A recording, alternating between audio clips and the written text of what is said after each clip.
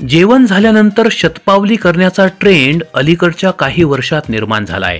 केवळ शहरातीलच लोक नव्हे तर खेडेगावातील लोक सुद्धा जेवणानंतर शतपावली करत आहेत।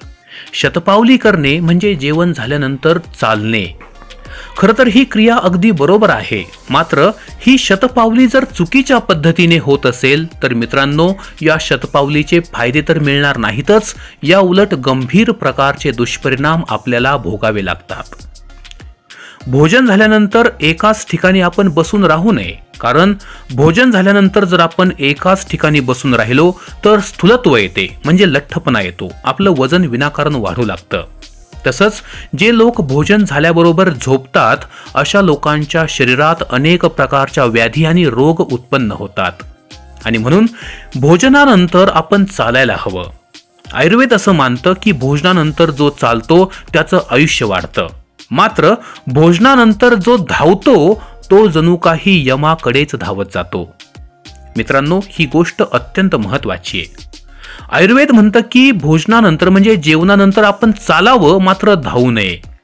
आजकाल आपण पाहतो की अनेक लोक जेवण झाल्यानंतर अक्षरशः वाऱ्यासारखे धावत सुटतात। त्यांची चालण्याची गती जर आपण पाहिली तर आपल्या लक्षात येतं की ही गती अत्यंत जास्त आहे। लक्षात घ्या, आयुर्वेदानुसार जेवण झाल्यानंतर मंद गतीने पावले टाकत चालावे। हा शब्द महत्वाचा आहे, मंद गतीने पावले टाकत आपण चालावे। जेव्हा आपण असं चालतो त्यालाच म्हणतात शतपदगामी किंवा शतपावली।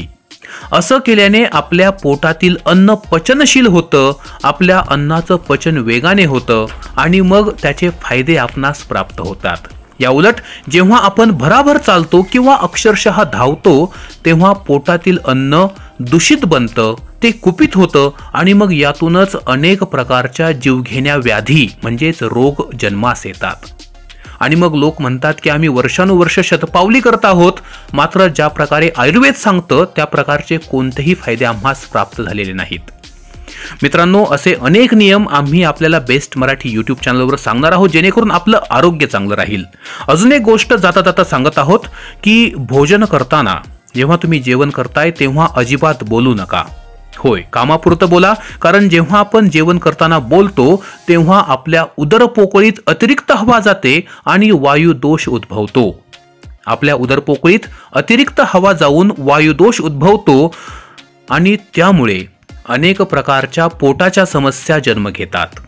जेवण करताना हातात घेतलेला घास अर्धवट तोडून खाणे हा सुद्धा एक मोठा दोष आहे।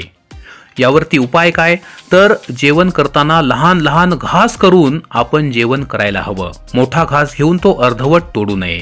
तर मित्रांनो, या नियमांचं पालन आपण अवश्य कराल अशी आशा आहे। यापुढेही अशाच प्रकारची महत्त्वपूर्ण माहिती आम्ही देणार आहोत, त्यासाठी चॅनलला सबस्क्राईब करून बेल आयकॉन दाबायला विसरू नका। धन्यवाद।